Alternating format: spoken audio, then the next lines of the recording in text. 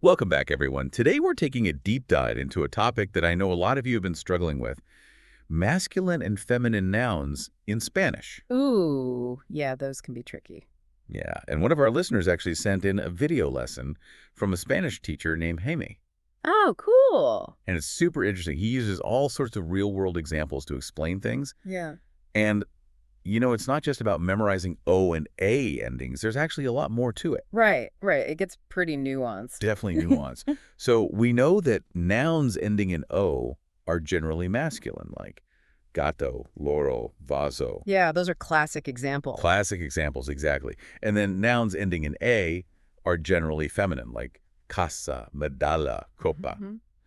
But the thing is, there are all these exceptions. Oh, tons of exceptions. That's where it gets fun. It does get fun, but also a little confusing. Like, what about those masculine nouns that shift to A when they become feminine? Oh, yeah, yeah. So you have Leon, I'm becoming Leona, which makes sense, right? Like lion, lioness. Right, that one's pretty straightforward. But then you have amigo becoming amiga, pero tu perro. It's like the whole word is changing, not just adding an extra letter. Exactly, exactly. And it shows how ingrained gender is in Spanish language. It's not just about pronouns like in English. Because like the gender is baked into the noun itself. Right. And you see echoes of this in English, like actor and actress. But Spanish takes it way further. Way further, for sure. So is there any way to predict which masculine nouns will make that O to A shift? Not really a hard and fast rule, but it often happens with nouns related to people, Yeah. professions and stuff. And sometimes it's more than just the ending. You might add a syllable or two as well. Interesting. So it's not always predictable, but there are some patterns to look out for. Definitely some patterns. And then you have those nouns that end in E or a consonant. Those can be either masculine or are feminine. Yeah, that's where I started getting lost. Yeah. Like, how do you know which one is which? It is tricky. Context is super important here. Like Jaime gives the example of cine, which means cinema is masculine. Okay, so scene is masculine. Got it.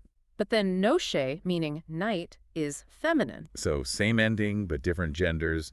It's a lot to keep track of. It is, it is. Paying attention to how native speakers use those words is key, Develop an ear for it. You can't just rely on the spelling. Exactly, exactly. Now, what about those irregular forms that Hemi talked about? Like actor becoming actress Yeah. is similar to English, Mhm. but then you have rey becoming reina and principe becoming princesa. Right, those are fun. Fun, but tricky. Is there like a historical reason for these weird shifts? Oh, absolutely. These irregular forms often reflect the evolution of the language, Yeah. Influences from Latin, Arabic, all that good stuff. It's like each word carries a little bit of history within it. Like reina, for example. It comes from the Latin word regina, which also meant queen.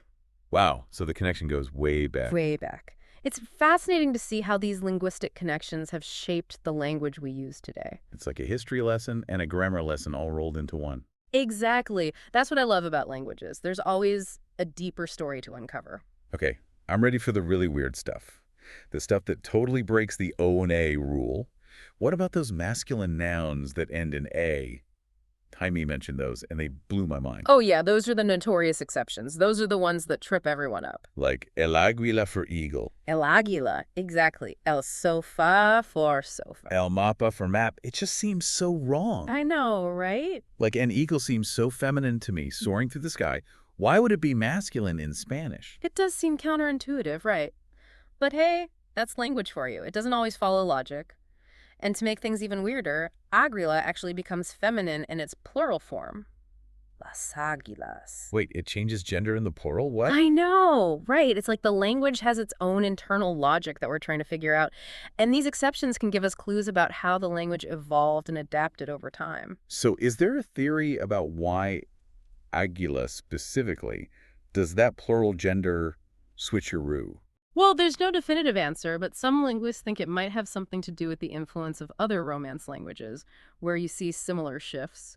Or maybe it's related to, like, the historical context in which the word was used. Like maybe there was a cultural association with eagles as symbols of power or strength, which were often attributed to masculinity. It's a real linguistic mystery. It is, and it makes you think about how much we still don't know about how languages work. Okay, so masculine A endings, those are pretty wild. Yeah. But Hemi also mentioned feminine nouns ending in O, like la moto, la radio, la foto. How do those fit in? Oh, those are great examples of how, even when a word seems to break the rules, there's often a deeper explanation. Like moto and photo are actually shortened forms of motocicleta and fotografia, which DO end in A. Oh, so the root words follow the general rule, but the everyday shortened versions throw us off. Exactly. It's a reminder that language is always evolving and adapting to how people use it. I'm starting to feel like I'm getting a handle on this masculine and feminine thing, but I have a feeling there's more to come. Oh, there's definitely more. We've just scratched the surface. But it's all part of the fun, right? Yeah, it's definitely a fun challenge, Yeah. but my brain needs a little break before we keep going. Okay, take a breather. We'll be back in a minute to explore even more fascinating nuances of Spanish gender. All right, feeling refreshed.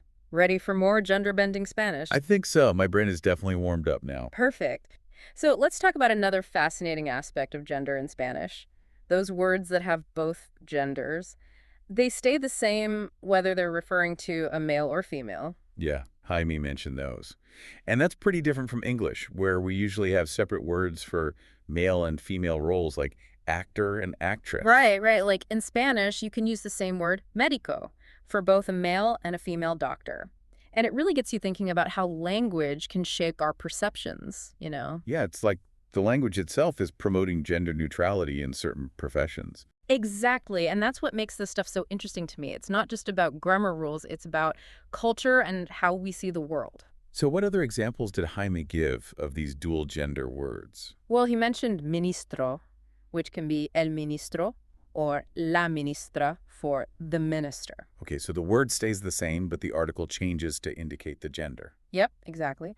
And then there's juez, which can be el juez or la jueza for the judge. El juez, la jueza. Okay, it's actually pretty simple when you think about it. Yeah, it's just a different way of approaching gender in language. And then there's jefe, which can be el jefe or la jefa for the boss. El jefe, es el jefe. It's interesting how Spanish can be so specific about gender with those articles, but then with other words, it's totally fluid. Right, it's like this fascinating balance between precision and flexibility. All right, one more thing I remember from Hami's lesson was how to specify the sex of animals in Spanish. He talked about adding macho or hembra to the animal's name. Ah, yes. Another area where Spanish does things differently, we typically have separate words for male and female animals in English, like bull and cow, or rooster and hen. Right. But in Spanish, you just take the general word for the animal and tack on macho or hembra to be more specific. Exactly. So instead of having different words for a male and female kangaroo, you'd just say canguro macho or canguro hembra. It's actually a pretty efficient system. It is, and it reflects a different way of categorizing the natural world. It's not about having separate words for every variation. It's about building upon a common base. I like that. So we've covered a lot of ground here, from the basic rules of masculine and feminine nouns to all these mind-blowing exceptions and cultural insights. What would you say are the key takeaways for our listeners as they continue their Spanish language journey? Well, first off, I'd say don't be intimidated. Learning a new language is all about pushing your boundaries and embracing the unknown. There are going to be moments of confusion, times when you feel like you're drowning in grammar rules, but trust me, it gets easier with practice. And remember, it's okay to make mistakes. That's how we learn. Exactly. Don't beat yourself up if you get the gender wrong or mix up an ending. Just keep practicing, keep listening to native speakers, keep immersing yourself in the language, and over time, those masculine and feminine nouns will start to feel more natural. So instead of getting frustrated, just embrace the challenge, right? Exactly. View those tricky gender rules and exceptions as puzzles to solve. And the more you understand the why behind those rules, the more you'll appreciate the richness and complexity of the language. It's like anything else. The more you do it, the better you get. Exactly. So watch Spanish movies, listen to Spanish music, chat with native speakers, anything you can do to absorb the language and get those patterns into your brain. And don't just focus on the words themselves. Pay attention to how gender is expressed in different contexts, in different social situations. Notice how people use those articles, how they adapt their language based on who they're talking about. It's those little details that really bring a language to life. Right. And it takes you beyond just learning vocabulary and grammar. It's about gaining a deeper understanding of the culture and how people communicate. Okay, before we let our listeners go off on their Spanish adventures, I think it's time for our signature thought-provoking question to ponder. Ooh, I love these. All right. How about this? As you continue learning Spanish, Pay attention to how gender is expressed in different contexts. What can this teach you about the culture and its values? That's a great one. It reminds us that language isn't just about communication. It's a reflection of a culture's history, beliefs, and way of seeing the world. Exactly. So, as you're learning those masculine and feminine noun rules, don't just focus on getting them right or wrong. Think about what those rules might reveal about the Spanish-speaking world. How do they reflect attitudes towards gender? How do they shape the way people interact with each other? It's like learning a language isn't just about learning the words. It's about learning a whole new way of thinking. Precisely. And that's what makes it such a rewarding and enriching experience. It opens up your mind to new possibilities and challenges you to see the world from different perspectives. I think our listeners are ready to tackle those Spanish nouns head on now. I hope so. We've given them a lot to think about, but hey, that's what deep dives are all about, right? Exactly. Getting past those surface level explanations and really digging into the fascinating stuff. And I bet you're already starting to see those masculine and feminine endings in a whole new light. I hope so. It's not just about rote memorization, it's about connecting with the culture behind the language. Speaking of connecting, we'd love to hear from you. What's been the most surprising thing you've learned about masculine and feminine nouns in Spanish? Was there a particular aha moment that stuck with you? Or maybe you stumbled upon an exception that made you laugh out loud? Don't be shy. Share your discoveries with us. We're always eager to learn alongside our listeners. Your insights might spark a whole new discussion. After all, language learning is a collaborative journey. Everyone brings something unique to the table. Absolutely. So hit us up with those linguistic discoveries. And if you have any burning questions or topics you'd like us to tackle in future deep dives, send those our way too. We're always on the lookout for new material to explore, and we love tailoring these deep dives to your interests and curiosities.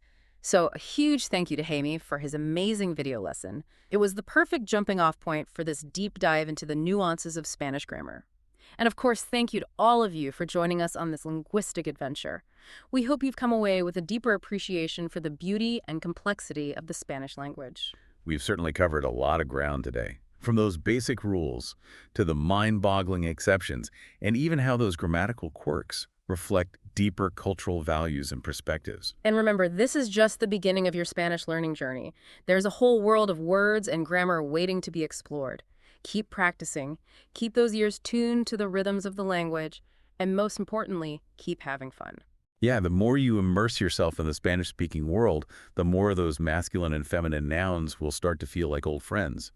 And as you encounter those friends in different contexts, remember to ask yourself, what do these words tell me about the culture, the history, the very soul of this language? Beautifully said. It's those deeper connections that make language learning so much more than just memorizing vocabulary. It's about understanding a people, a way of life, a whole new way of seeing the world. So until next time, keep those brains buzzing and those curiosity fires burning. Hasta luego, and happy learning.